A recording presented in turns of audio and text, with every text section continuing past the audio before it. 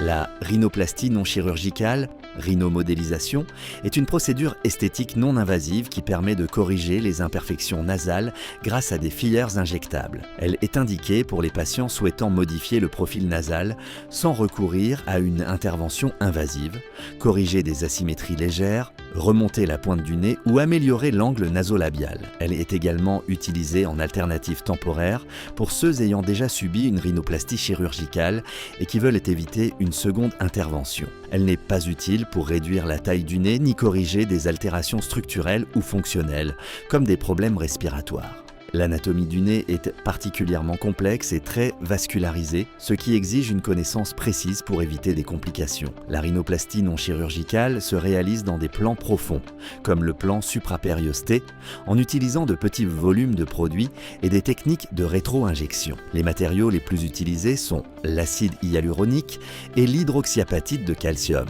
choisis pour leur biocompatibilité, viscosité et sécurité. Il faut éviter les produits permanents ou denses dans les zones à haut risque comme la pointe nasale, où le risque de nécrose par compression vasculaire est significatif. Parmi les principales indications figurent la correction de bosses, dépression, légère déviation et l'élévation de la pointe nasale. Le profil s'affine, notamment au niveau de l'angle nasolabial. Néanmoins, il existe des contre-indications absolues comme la grossesse, l'allaitement, les maladies auto-immunes, des antécédents de nécrose ou des problèmes structurels internes.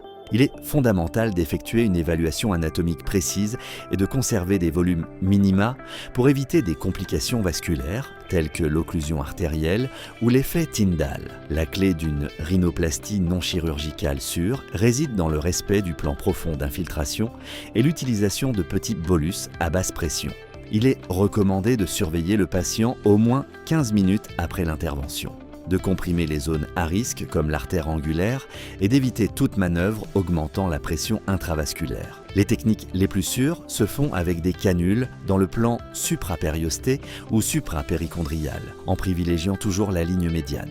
Avec une technique précise et des matériaux adaptés, la rhinoplastie non chirurgicale peut offrir des résultats naturels, réversibles et peu invasifs.